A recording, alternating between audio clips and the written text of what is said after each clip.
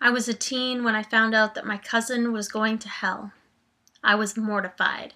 Standing on the cold tile floor beside my sisters, blood ran from my bare feet into my cheeks as I listened to the Bible verses in King James English, telling me all the reasons that love could sometimes be a sin.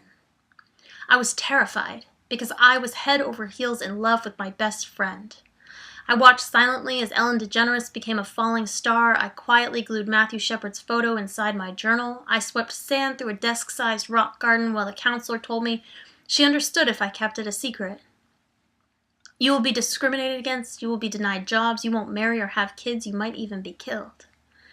But after a time, it became too important to who I was, and I did it.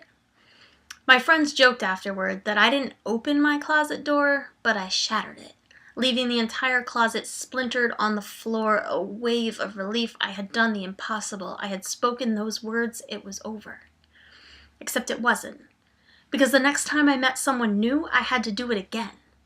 I learned that coming out is present tense always. I've been coming out of the closet for 15 years, over and over and over again. I've come out in grocery stores, classrooms, and banks. I've come out to coworkers, teachers, and friends. I've come out to poets, authors, to a musician I admire, to a politician I don't. I've come out over and over, and each time there is that flicker of fear that this person may have that reaction. The hesitant, the eyes darting away, the cough, or worse, you're going to hell, door slamming in my face, why don't you read the Bible, dyke? It's happened. I'm married, and my wife is extraordinary. She's the most talented artist I've ever met. She has the kindest heart. She gives so much to the world that she often leaves little for herself. She would feed her last meal to a mouse if it meant that mouse could live a day longer than she. I am so proud of her. And I worked hard for the right to marry. Toiling under a summer sun, knocking on doors, collecting signatures, hanging posters, I was told that I was an abomination, a sinner, a menace. I cried in a parking lot, I cried in the rain, I cried in bed at night. I've done things I didn't realize I had the strength for and faced things that absolutely terrified me.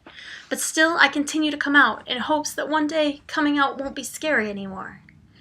One day, lesbian, gay, wife won't hitch on my tongue, falter, hesitate as these words pass my lips. One day I'll come out with no fear, no negative repercussion.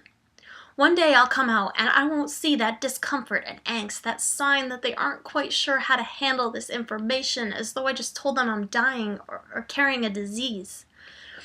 Why do you need a pride parade? There's no straight pride day. This is why. It is because we live in a world where I am still told that I am not normal. We live in a world where it's just easier for me to let strangers assume, when really I want to say to them, you should meet my wife. She'd blow your mind.